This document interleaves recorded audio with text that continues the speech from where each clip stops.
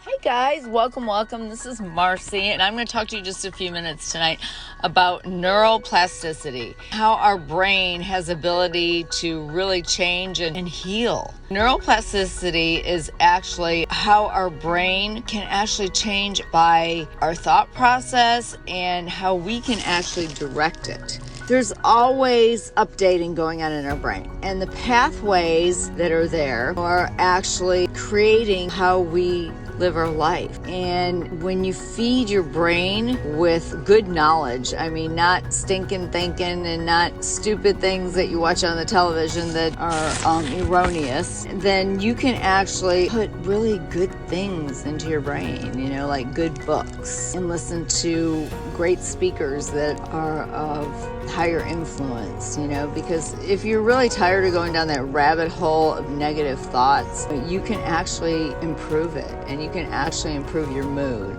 Sometimes we do get in the negative mindset, but what we have to do is we have to learn how to redirect it, and that's all about neuroplasticity. Do you know that your brain has ability to change? You can do 110% change with your brain. A lot of people don't realize it, but neuroscientists are finding out all these wonderful facts from studies, how our brain is so amazing. We're building structure in our brain every day, or we're losing it. If you're not using it, you are losing it. You really have to use it like you do your body. It's a muscle. If you're not using it properly, there's going to be some aspects to part of your brain that's not going to work. Our amazing brain that we have has a gift of reorganizing different pathways in our brain. And this creates all kinds of new connections, and it builds new neurons all the time. There's a couple different types of neuroplasticity. You have the functional plasticity and the structural. Now, the functional happens when the brain is damaged, like if you have had a stroke or a traumatic brain injury. This allows the brain to move certain functions of the undamaged areas. So the part that's damaged is running slow or not working at all. So the part that's undamaged is going to overcompensate for the other part. So the structural plasticity changes the whole pathway in the brain. And it's really interesting because our brain has ability to constantly adapt to changing situations. Whatever situation we're in, it can adapt. Our emotions may not adapt as well, but our brain can adapt. It allows us as humans to actually recover from strokes and from, traumatic brain injuries and all kinds of neurological issues that we may have had from any damage that was done to our brain.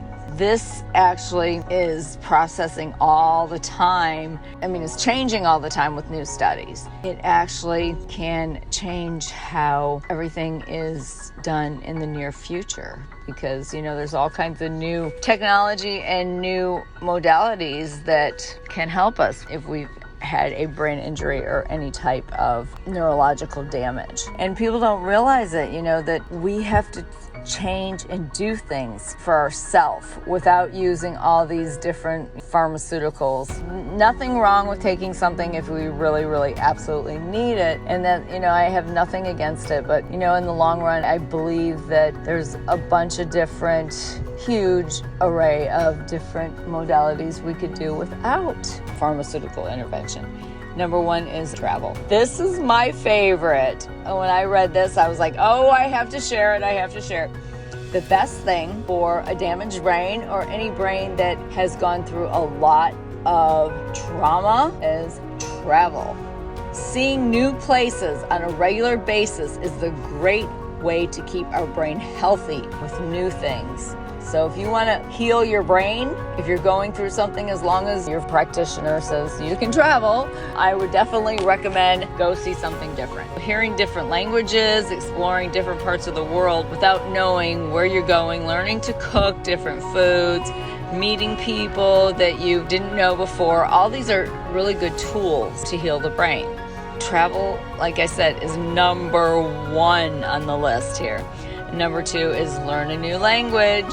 Anytime we are learning something new, our brain is working like we would a a muscle if we're exercising. So you can learn, what type of language do you want to learn? I mean, do you want to learn Spanish or French or Mandarin or whatever you want to learn? Because this helps with the gray matter in the brain. They've done studies on it, and they say that second language experience increased the growth of the brain, and it actually increased the gray matter in the brain, which is very important for our thinking and our critical thinking. And it is very good for not only young people, but also the elderly. And they say you can't learn anything if you're older. Well, that's the best time to try and learn, because you're training that brain and you're keeping it going and keeping it healthy, so you can stay active up until the end of your journey on this earth. I would say continue to do that as much as possible. Learn a new language and be creative. Is also creativity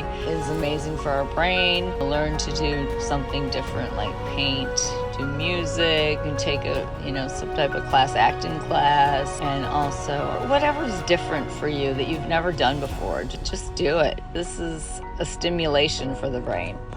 And when we can stimulate the brain like that, then we are better off, and we can expand our neural pathways to greatness. Another thing, sleep. If you don't get enough sleep, your brain can become toxic. And if your brain becomes toxic, then you feel like there's always a fog. So you must, very important, get good sleep, good REM sleep. When you're getting good sleep, that's what forms long-term memories, and it's almost like a detox or a shower for the brain, because when you're sleeping, it's like, imagine just like water going through the brain and washing all the toxins out. And that's what happens when you sleep. All the toxins are being escorted out as you sleep. So REM sleep is very, very beneficial for a healthy brain. Another one, exercise. If you can't go to the gym, make sure you're at least walking. Walk. And it's very important. And I've realized when I am not walking and I am not doing the cardio and things that I used to do, I start becoming more anxious, and I have more fatigue, and I seem to be not feeling my 100%. You have to make sure you exercise daily, and eating a good, wonderful, healthy diet. Vitamin D, if it's low, then you're going to start having more symptoms of dementia and Alzheimer's. So make sure you're taking a lot of vitamin D. It's very important for our brains. We really need to have enough vitamin D, and magnesium is very important too, because it enhances short-term memory. And I would definitely recommend taking some magnesium. Coffee. It's funny to say, but coffee is good for the brain. There's so much, controversy on that, because some people say, oh no, coffee's not good for you. But you know what? People that drink coffee daily are less apt to have dementia and Alzheimer's. So I would recommend drinking coffee. It says, it helps focus, and it helps your ability to learn more rapidly. Another one is ashwagandha, which is like an adaptogen herb, which is very good for our brains, because it helps us adapt to stress, and it helps prevent Alzheimer's, Parkinson's, and Huntington's disease. So, that's a few little tips about our brain, because I've suffered from a brain injury, and it's been a few years, and I'm working through it and still doing the best I can to do all these things to heal. And when you're healing and increasing your neuroplasticity and your overall firing of your neurons, it's a journey. It's not easy peasy. I just wanted to come on here and talk about the brain, because I feel like it's really, really important, because it's one of our biggest important organs that we have in our body. One that if it's not working properly, if it's not functioning properly, then the whole system goes haywire. So take care of your brain, take care of your body, and do what you love. Take time to do something you love as well, because sometimes we get caught up in working and trying to achieve and trying to do this and trying to do that, and next thing we know, we're not doing a whole lot of anything, and we're neglecting what's really important in our life, like our health, our mental health, our physical health. And that's very, very important. It's very crucial, because without that, all the money in the world isn't going to matter. So take care of the mind, take care of the body, and God bless you guys. Holistic Lifestyle Now. Check it out, holisticlifestylenow.com. Love you guys. Bye-bye.